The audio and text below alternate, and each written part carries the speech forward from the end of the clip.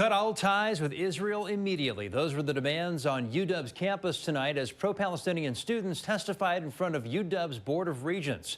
KOMO's Ryan Sims was there. And Ryan, this is all happening as UW's future budget is being decided. That's right, Preston. Because of that, protesters say now is the time to cut funding to Israel and all the university's ties to Israel. And today they presented their case to the most powerful people of the school. I know Palestine will be free in my lifetime, and so I ask that you all choose to be on the right side of history. This was not your standard stuffy Board of Regents budget meeting. There's clear sanction and broad and continuing support for this proposed action. Action that would see UW cut all ties with companies that do business with Israel, including Boeing. It comes as this aerospace giant has donated more than $100 million to UW in the last century, including gifting the school $10 million just in 2022 to build a new engineering building. Disgusted by the fact that students' research in the engineering departments here at UW is used at Boeing. UW administrators have repeatedly rejected these protesters' demands, yet those who came to this meeting say they will keep trying anyway. It is in severe violation of that mission, and it needs to take immediate action. This meeting ended without any vote about divesting from companies like Boeing.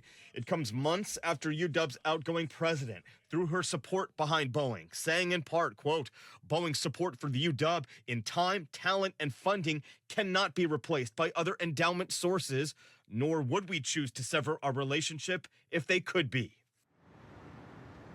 And besides cutting ties with Boeing, protesters also calling for an end to study abroad programs there in Israel. Coming to you live from Seattle tonight, Ryan Sims, KOMO News. This was one of several proposals introduced tonight during a board meeting at UW. Ryan Sims joins us tonight. Ryan, the calls to cut ties with Israel have really heated up since the pro-Palestinian protests on UW's campus months ago. That's right, and we all remember those protests, too. It was dramatic.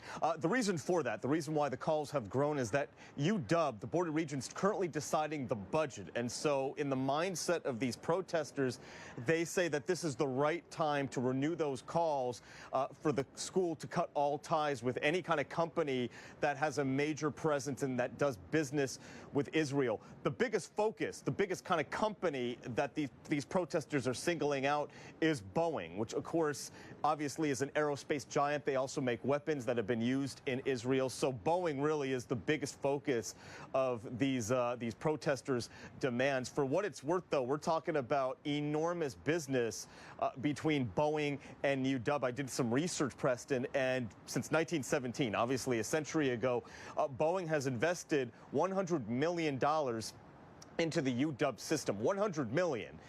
In fact, just 2 years ago, 2022, Boeing also helped to build, to the tune of $10 million, a new engineering building on the UW campus. So this is kind of a partnership between UW and Boeing that goes very, very deep, and repeatedly, UW officials and the Board of Regents have denied all and rejected all kind of calls for UW to kind of cut ties with Boeing, given that extensive partnership. Again, $100 million over the last century. That is an enormous kind of bond between these two entities.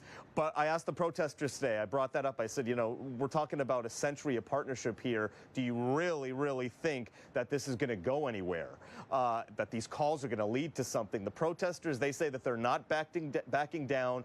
They pointed out the fact that a few years ago, I believe it was 2021, that UW, in their words, divested all kind of ties to fossil fuels. So they say that if that happened, they have hope that that this newest thing will happen, where Boeing and all the kind of ties between Boeing and UW will be, in their words, divested. But again, you know, UW's boards of regents and even their president, their outgoing president, have said that it's not going to happen.